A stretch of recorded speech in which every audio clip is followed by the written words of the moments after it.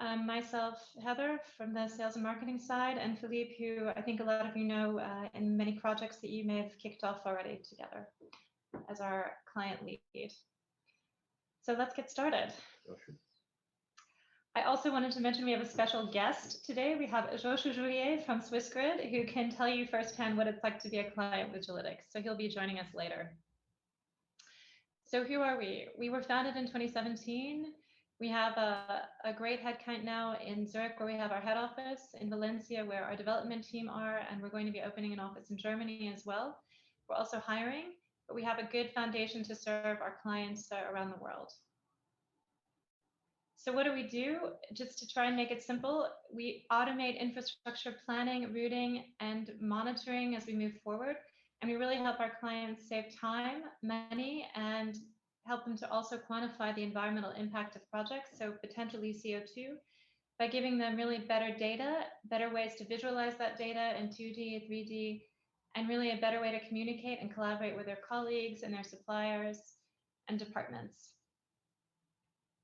So we've been working for several years with a lot of pioneer clients who are listed here. A lot of them are in Europe: Swissgrid, Tenet, the Swiss National Railway, Axpo, a DSO located in Switzerland, and Elia. So we are really appreciative for the great insights they've given to us to help us really bring the technology to what we think is a great level to serve more clients. So we have won a wide range of awards and worked with great partners like the European Space Agency and the European Commission to really build our solution. So we have a wide range of partners, being a spin-off from the ETH and having started our research there several years ago, and some great investors, including the High Tech Wunder Fund and the Zürcher Kantonal Bank, among others. So how does it work?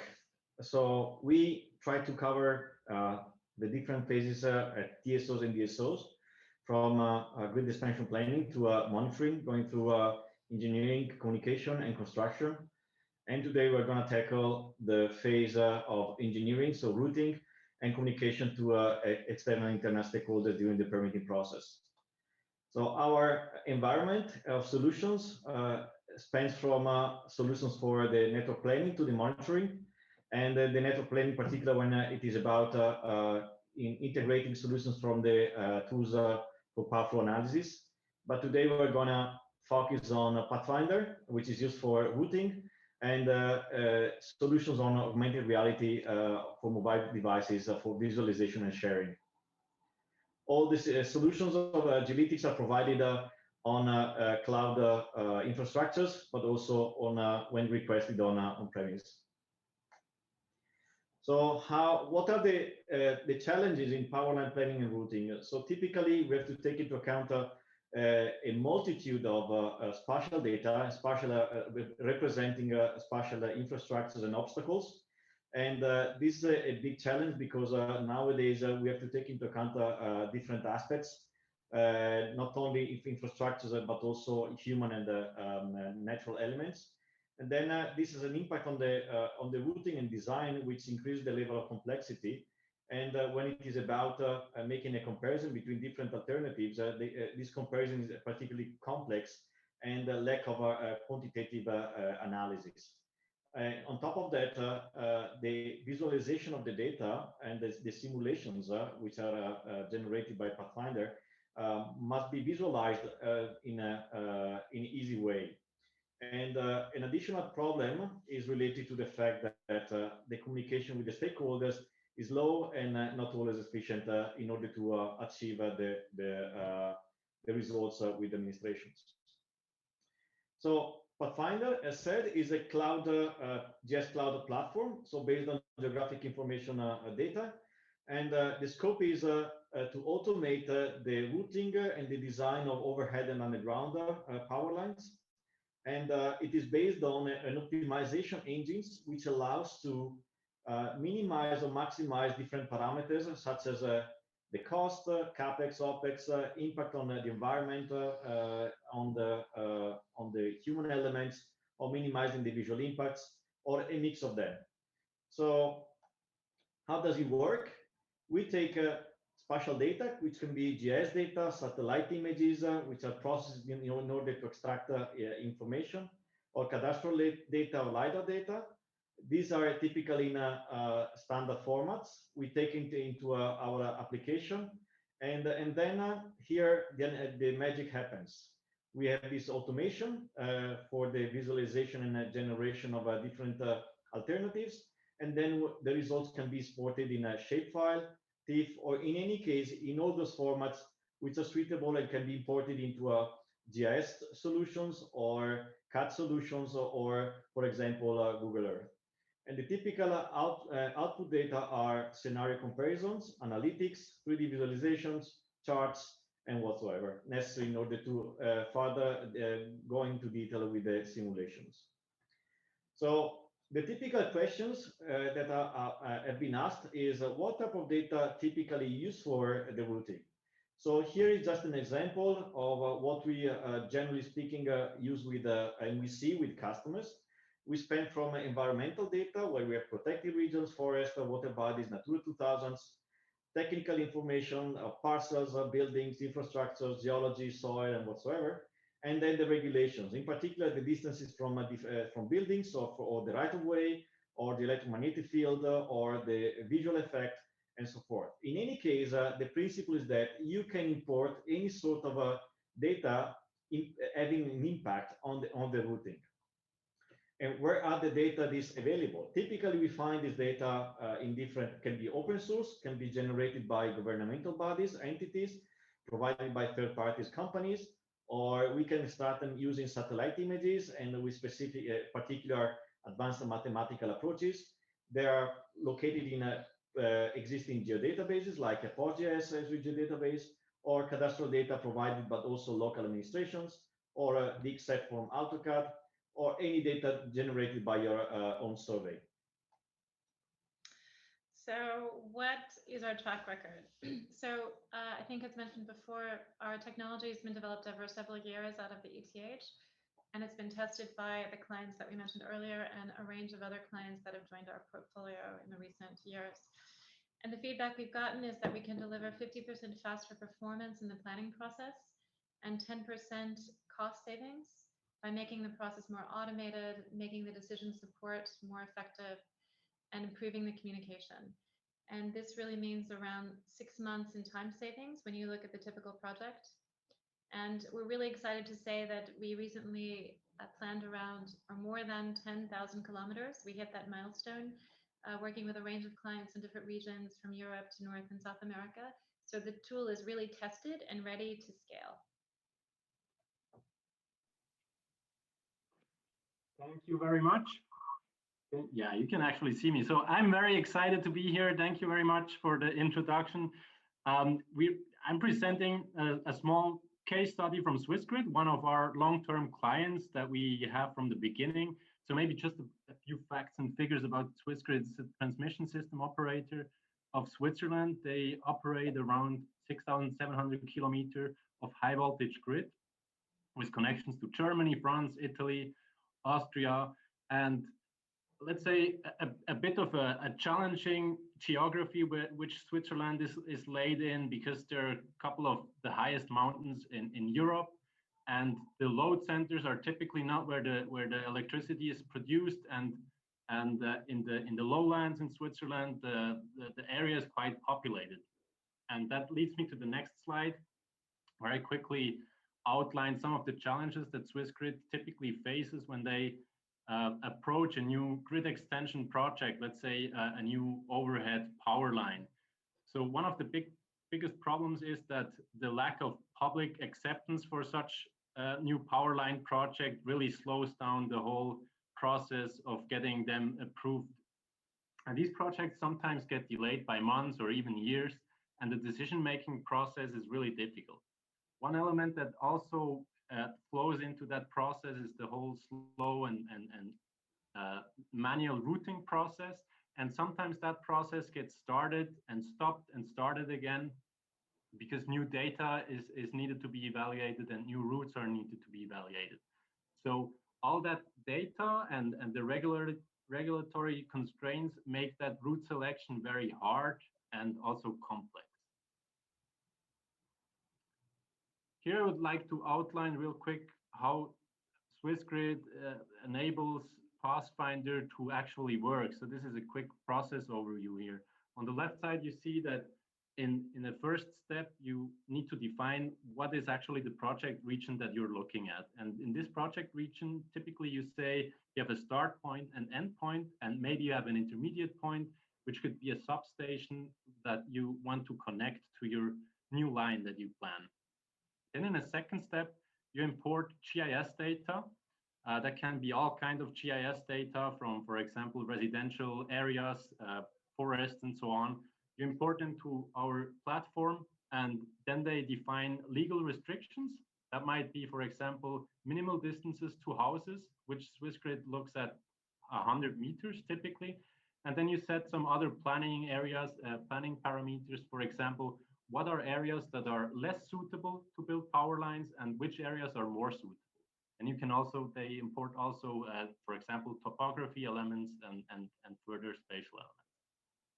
Then they can run a sensitivity analysis and different path options and analyze them based on a quantitative approach. I will show you that real quick in a second, and actually make decisions on a very early stage. I will show you two slides on results here. So what you see here is not a modern day Picasso picture. It's actually a sensitivity analysis where you see it's a north-south route that we're looking at here. And the gray area is the planning area, and all the black lines are different solutions that our system can calculate, which could be potential optimal paths in a given scenario. And then you see the real mathematical optimum here would be the orange, purple, and red line in the middle. And this gives Swissgrid from the beginning already a very good overview. How could the potential line look like, and where do most of the lines cluster through?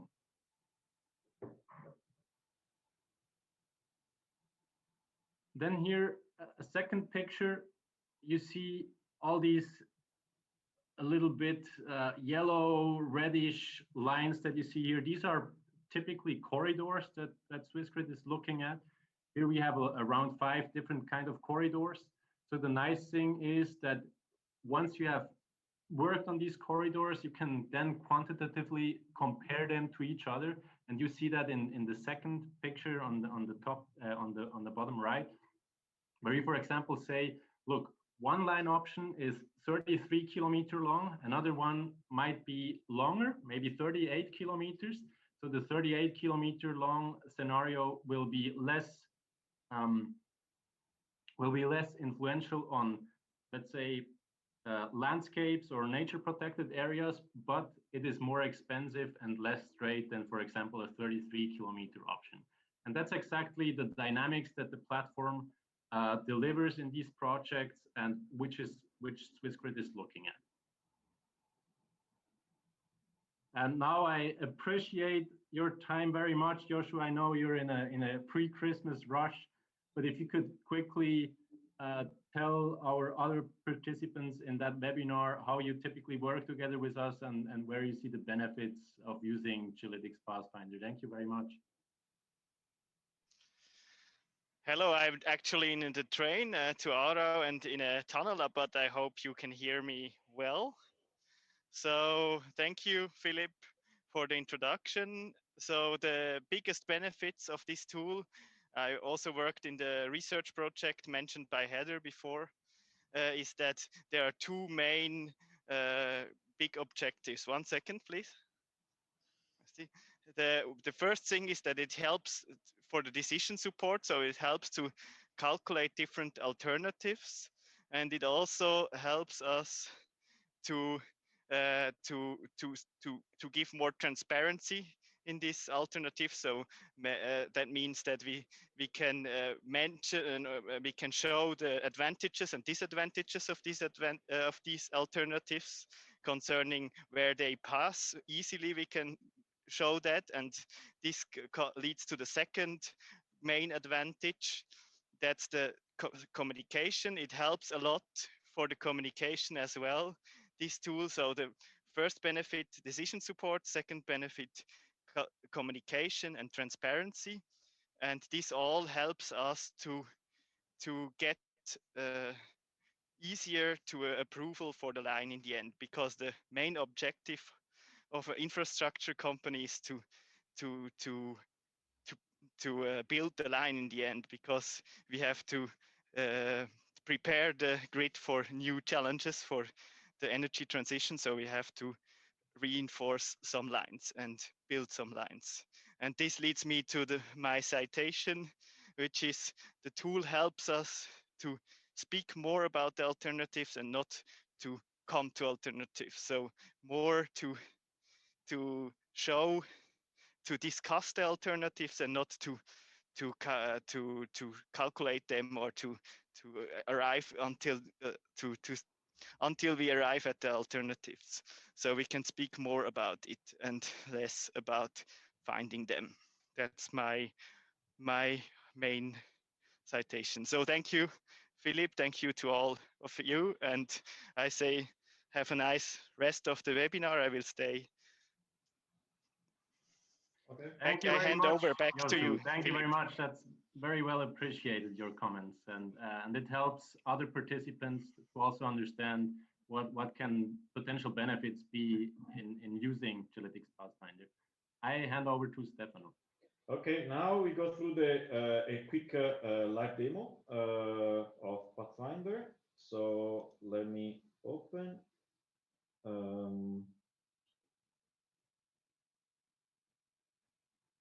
Okay. So 1 second.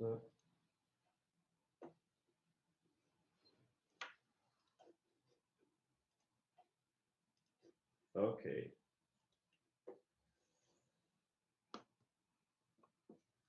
So this is Pathfinder. So this is a demo project. We use it for just demonstration. So it doesn't relate to any specific project which is in the planning phase or which has been planned. In any case, because for confidentiality, we are not allowed to show anything. So this is located in Austria, so in the middle of Europe, I would say. And the application is consists of four different components. The left dashboard, where you have all the layers describing the land features important for the routing. The toolbar, where we have the access to the different functions. The main window with the map and the simulations, and here the right dashboard with the results of the scenarios. So here you can it's the typical SimGS application where you can see and upload the different data and change also the color of the data. Or let's see. What you can do is also to change add or integrate different data. So the typical question is how can a person integrate the data? So the very easy way is 1 second.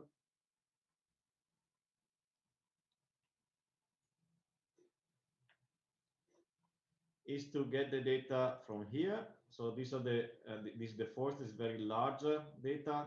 We have other data smaller, which is, for example, this one. We can change the color, as I said before, and also the transparency as much as we want.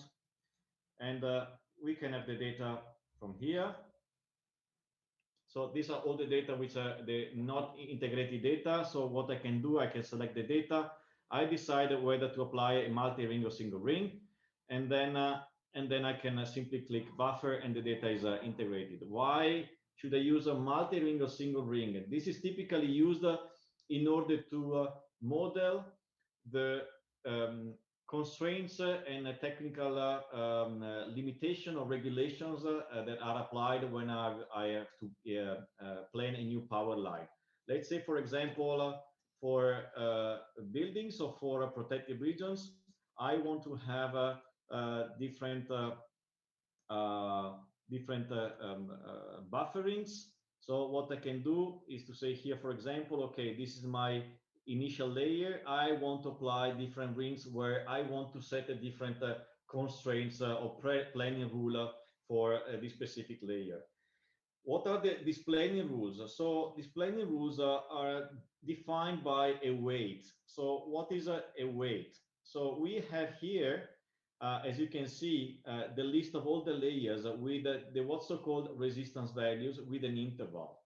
So a resistance value is a weight assigned to layers as a function of their suitability of being crossed by power lines. So, for example, I have here buildings. Buildings typically are very sensitive locations where to install power lines is forbidden, and I can classify these buildings as forbidden. But there are other layers which are not so sensitive or which can be crossed by power lines.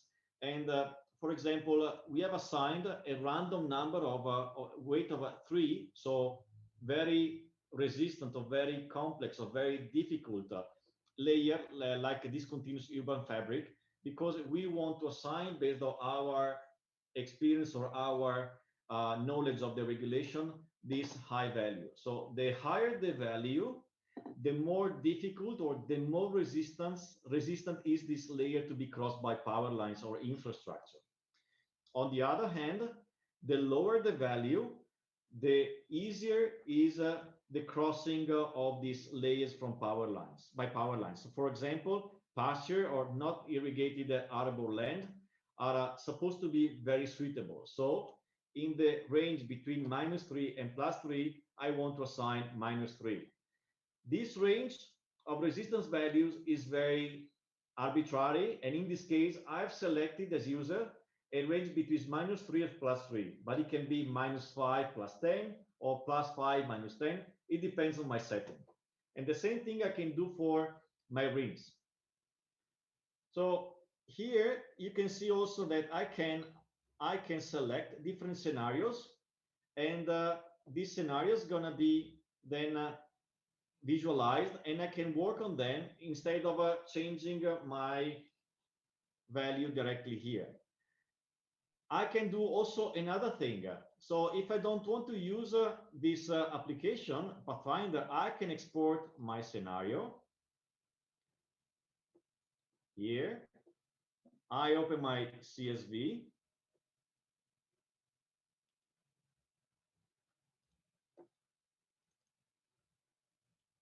I'm sure you see that.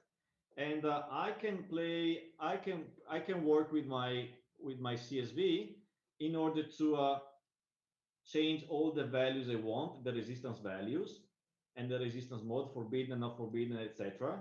Then I save my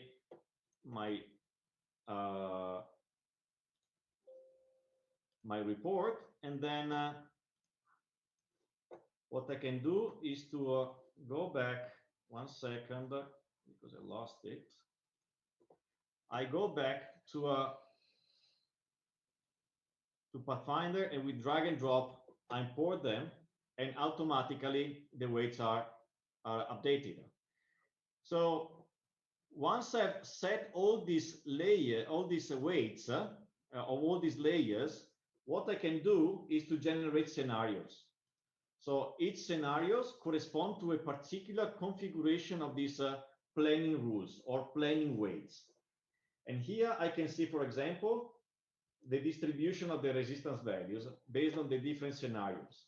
I have here 2 scenarios, and here these charts help me to understand which are the different the distribution of the weights. So in that case, I can imagine that I can figure out that, for example, for the scenario nature, I've set more layers as forbidden, and for the scenario 1 instead, I have more layers with a resistance equal to 2. I can export also these charts in image or CSV for my reporting or for my presentation. Once I've set this, what I can do is to generate the what's so-called resistance map. I want to turn off first these layers because they are too much. So the resistance map is actually the sum of the layers and all these weights applied and visualized in one map. So it is the distribution of my suitability in a project region based on the layers and the obstacles available in this lane. So I can, as you can see in the legend, the darker the color, the higher is the resistance, the brighter the color, the easier it is.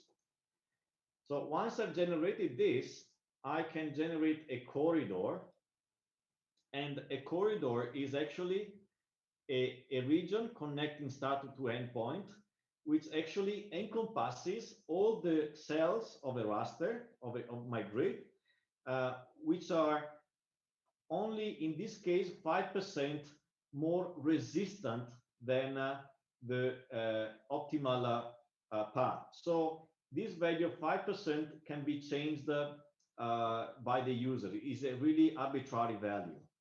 So as you can see here, the brighter the color, the more suitable is the piece of land, and the darker the color, the more difficult is this piece of land to be crossed. But in any case, you have to keep into account that we are considering suitable regions, so which are only 5% resistant, more resistant than the optimal path.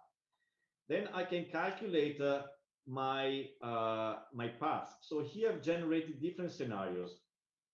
Here's one of the secret sauce of a Pathfinder. So in each setting of my scenario, I can define, for example, here the interval of resistance values, and also some intermediate points to add between the start and end point, but also the type of algorithm that must be applied in order to generate these scenarios.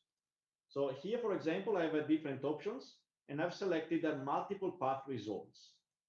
What does this do? Okay, this allows me to calculate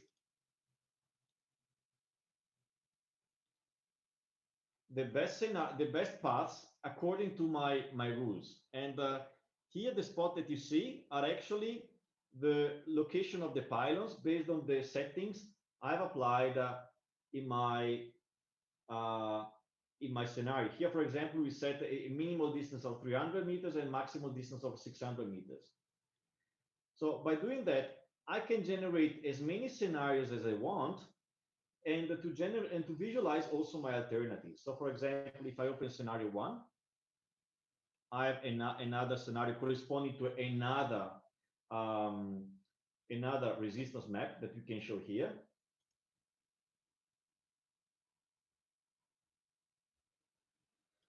And I can also generate and visualize additional paths. And all these paths are actually calculated in terms of costs based on the input data that I've defined here, for example. So 1.3 millions per kilometer.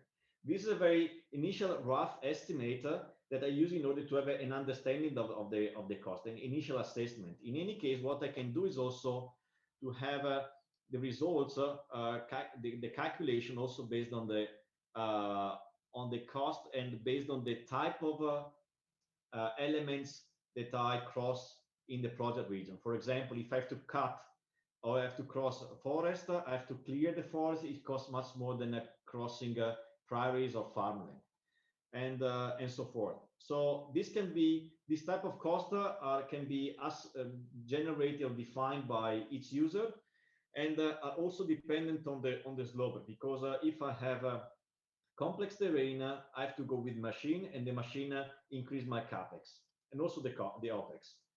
So what I can do is also to do another simulation concerning, or generate additional analytics concerning, for example, one second. Here, path analytics. So I want to calculate and to assess what are the layers being crossed by my paths. So all the paths, and then the paths divided by categories. These categories can be generated by the user and are arbitrary. And here, by changing this, I can visualize in a very interactive way the different analytics. And as I said before, this can be exported with a simple click as a PNG or CSV. So the same thing can be done with a heat map. So the heat map, in this case, we have generated already this heat map. It should indicate how many buildings are in the proximity of, one second, in the proximity of my paths. Here we have selected big polygons, and here you can see that only 19 polygons are corresponding to a agglomeration of buildings have been crossed. And the same thing can be done with this one, where you have other similar indications. And here you have the number of polygons that you have crossed. But obviously, if you have the individual buildings, you can see a way higher number of polygons. So one important thing is that is actually asked is if I have a resistance map and I want to calculate what's the problem behind these red points, why I have so high resistance here. So what I can do is simply clicking here, I can retrieve the data and all the layers with the calculated resistance associated to my length. In this case, I can figure out very quickly why certain regions are more complicated than others. And I can do it for as many points as I like. So if I pick this one and I go here, where this very yellow thing, very bright thing, I can see that this is a very suitable piece of land because of this reason, because of these layers. So I want now to go to the 3D map.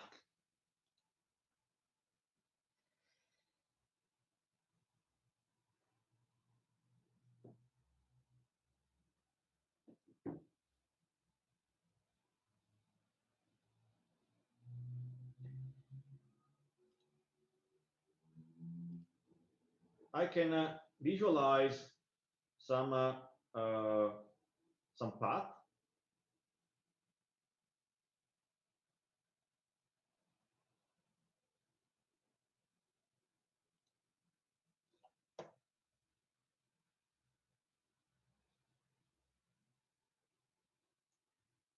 Here you can see I'm just using my mouse, and you can see also the other part. And what I can do is come here to navigate, to look at from different perspective.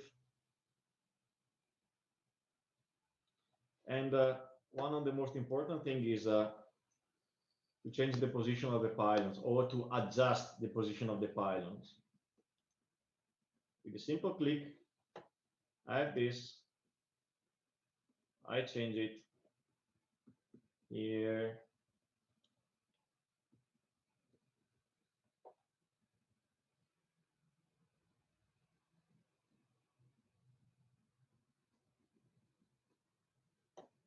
And with the right click, I finalize the edit.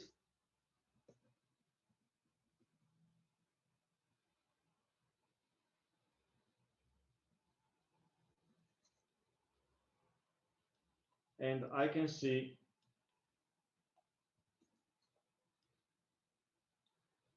I can do the same with others paths. So we have done before.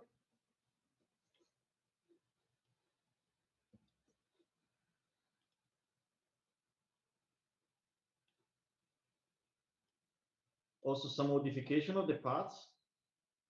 And here, as you can see, for example,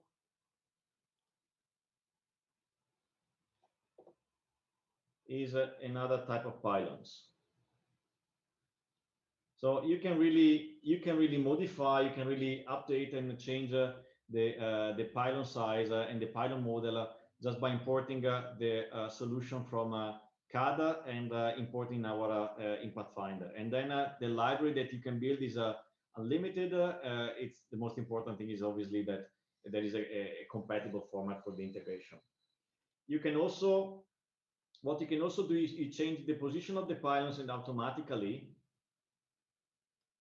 the path is saved, and you can import it into Pathfinder. What you can also do, you can import your own paths by clicking here. You drag and drop your shapefile or Google Earth, and then you can visualize them in your solution, and to calculate and make a comparison, a quantitative comparison with the paths generated by Pathfinder. So this is the end of the demo. We can go back to the presentation.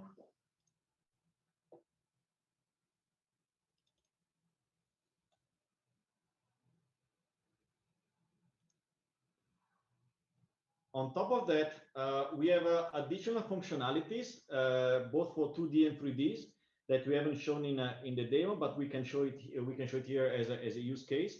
In particular, here you can see the identification of the parcel crossing when I go from start to endpoint.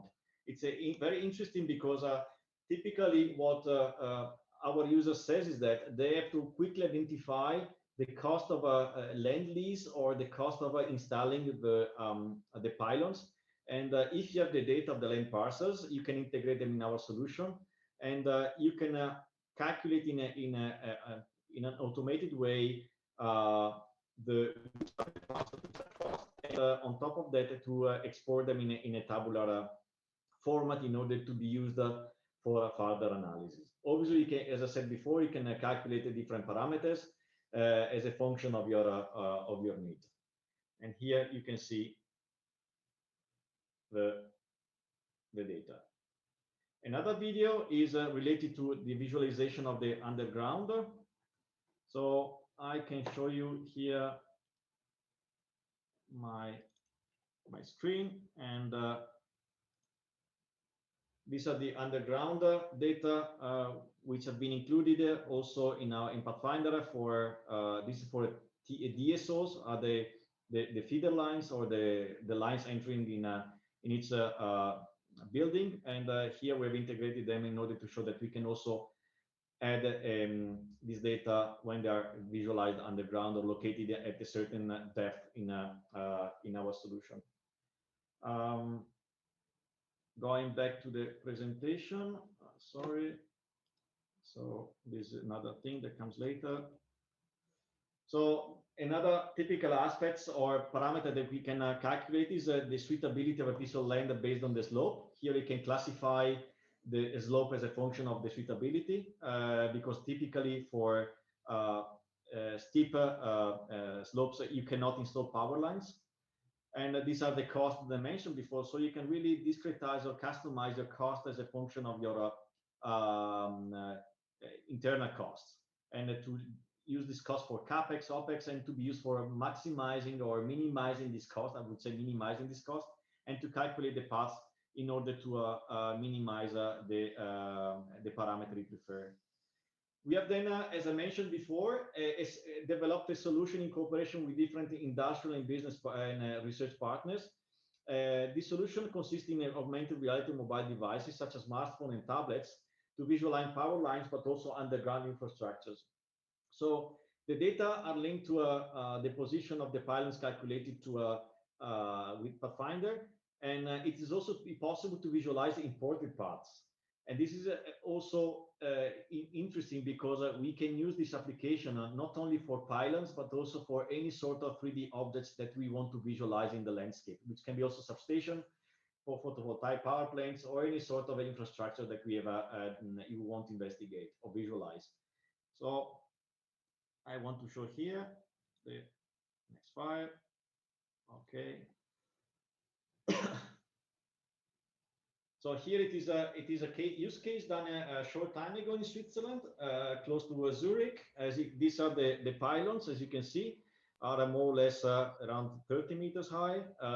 Stefano, we can see the video. Sorry. Oh, sorry. Okay, I start from the beginning. Yeah, because I have to change. Okay, here it is. So this is a project. This is a dummy project we've done in Switzerland, close to Zurich, in the hilly terrain, in order to visualize the power lines. They're more or less 30 meters high, and as you can see, you can visualize both the pylons, the towers, and the cables. The distance between pylons is not really. It's something that we created by ourselves, but what the most important thing is that we can show that we can visualize the pylons in a realistic way. And as you can see here, also the what's called occlusion effect due to the presence of obstacles. And this is a way to turn off and turn on the objects.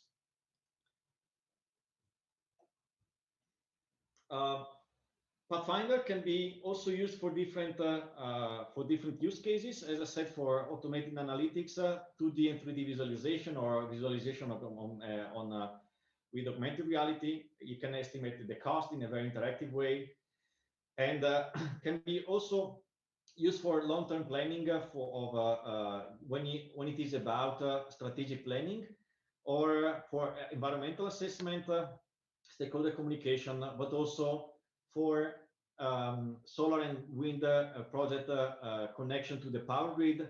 And we are also developing a solution for vegetation management. So just to recap what kind of services we can offer you. So we offer, in addition to the software license, data management support. A lot of you have expressed the need to get some help, sometimes in the collection of data, in the preparation of data, figuring out where to access the data and store and manage the data. So we try and make sure that this process is secure as possible, and to just make that easy for you to then be able to onboard the Pathfinder solution.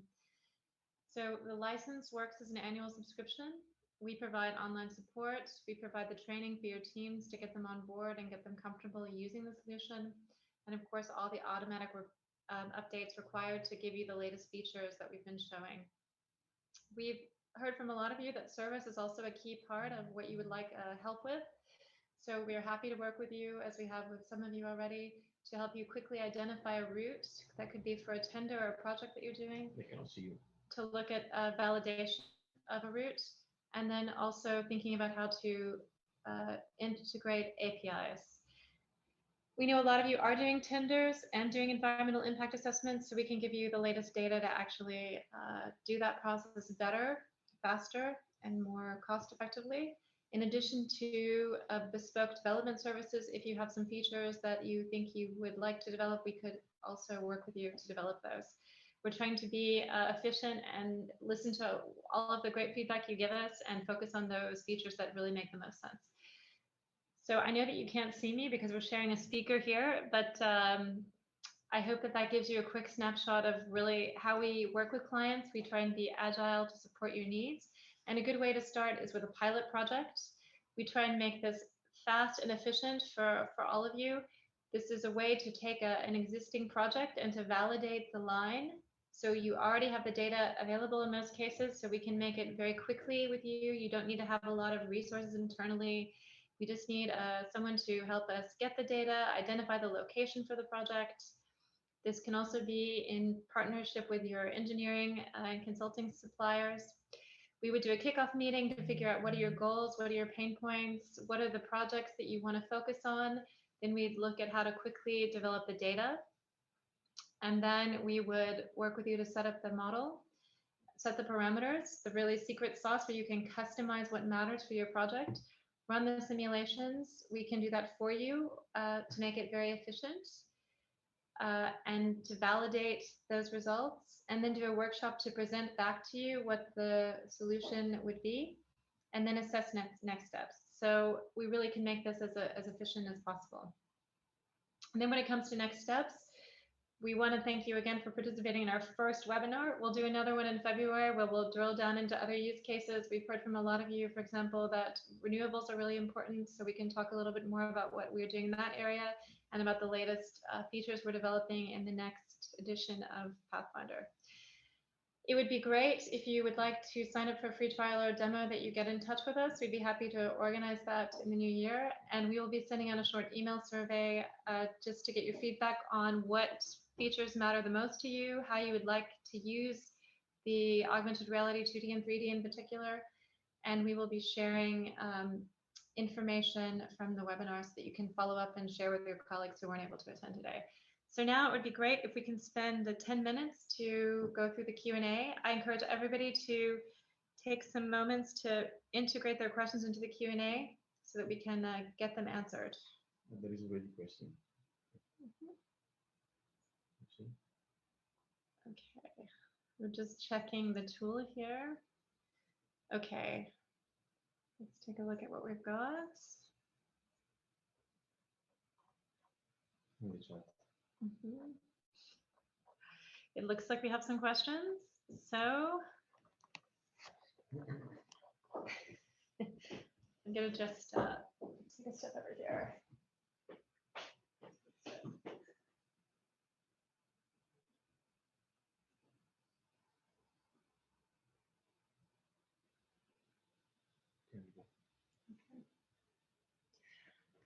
Okay, so I think a hot topic for everyone is regulatory changes and how to integrate those into the solution.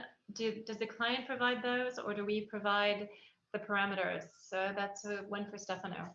So the user uses typically aware and typically follow the changes in regulations, and they are supposed to change also the parameters. Let's say, for example, the distances from different like buildings or from protected regions and so forth. So this type of inputs, which is typically for distances, buffer distances or setbacks, are set by the users. We can also support the users in order to figure out how we can model this sort of change in the regulations.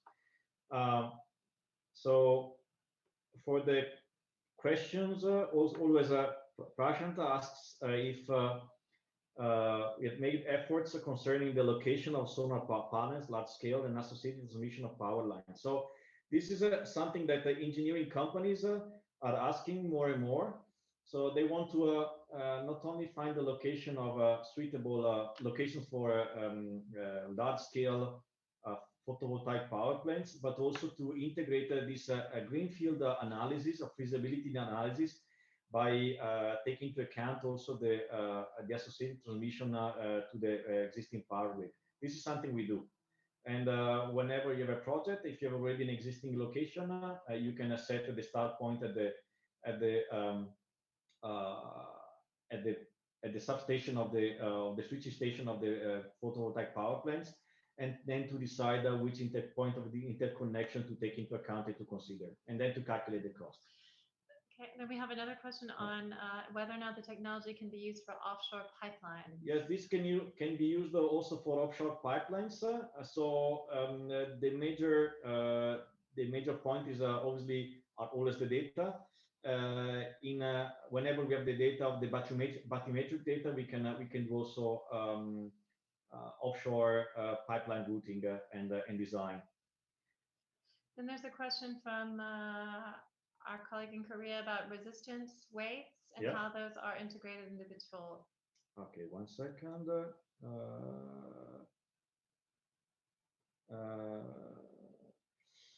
It can be typically we see different constraints and different way of setting the weights in different countries, and the ability of Pathfinder is to be able to adapt himself, or to be adapted to different conditions and situations in a way that we can really replicate or model the constraints in each country. And what about the buffering criteria? So is that set by the individual clients? How does that work? So this is one of the part done at the very beginning when it's called the pre-processing or buffering setting. So this buffering done by can be applied in different situations in different countries as a function of the different regulations and limitations, and can be set by the and generated by the users in an arbitrary way. Users are completely free to generate as many buffers as they want and to assign all the resistance values that they prefer. Okay, and can you say anything more about how the algorithm works and what it actually shows or generates? So our algorithms is based on optimization processes, engines, which means it is a deterministic algorithm, not based on machine learning, because machine learning is a sort of a gray black box. And we want instead to help designer, planners, and engineers to increase the level of transparency and to help them to show why certain paths are generated by an algorithm by setting specific constraints.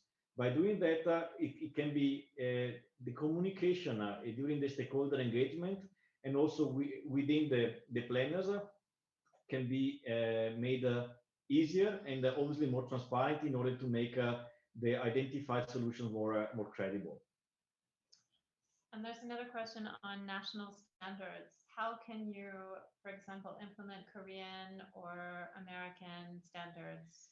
Well, this is something it must be clarified, and this is the reason why we do pilot studies, because we want to figure out how we can match Pathfinder with the typical conditions and regulations and standards are present and applied in different countries. But so far we haven't encountered particular problems in order to model these parts, these standards. And where do you actually source the data? So typical data are generated by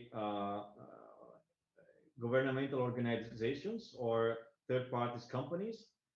Or what we see more and more is that companies ask us to generate data from satellite images, because satellite images are updated, and therefore you can extract information such as building locations or existing infrastructures, whereas sometimes GIS data have the problem to be outdated. And can that work globally in different countries? Yes, this is the advantage of having access to a high-resolution satellite data. We have been part of the European Space Agency program, a business incubation center, which allows us to get more and more knowledgeable, get in touch with the space technology, and more knowledgeable of what the usage of satellite images can give us in terms of benefits, and in order to serve and support our customers. Okay, and do you have any? There's a question about demos. So if people want to actually play with the solution, is there a demo version available? So yes, there is a demo version that we can share information on. So if you send me an email, we can certainly get you that information. So my email is included in the last slide. I can also include it in the chat here, so I'd be happy to arrange that. So, and the demo is typically for around 1 month, and you can use it. We typically give free access. Okay, I think there's one more question about how difficult it is to actually use the software. Does it require a lot of training or experience with GIS or coding? Not really. We provide obviously online training, and in this period, obviously. And then there are also tutorials online, and also a user manual for with a clear and detailed explanation of the features and the benefits and the characteristics of Pathfinder. Okay, great. I think that's covering most of the questions. I guess, of course, if people are more comfortable writing down their questions by email, then feel free to do that. So I think if we show the last slide, my email is there, so we'd be happy to continue the discussion by email and arrange a one-on-one phone call where you could actually see me. So I'm happy to follow up and arrange that. So I just will leave 1 or 2 seconds to see if there are any more questions that come in. And otherwise, I think we will be done.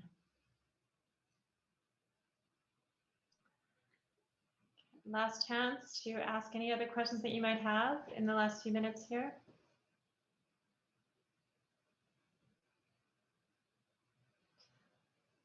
Okay, so I think we just want to say thank you to everyone. And we have one more. Yeah, let's see.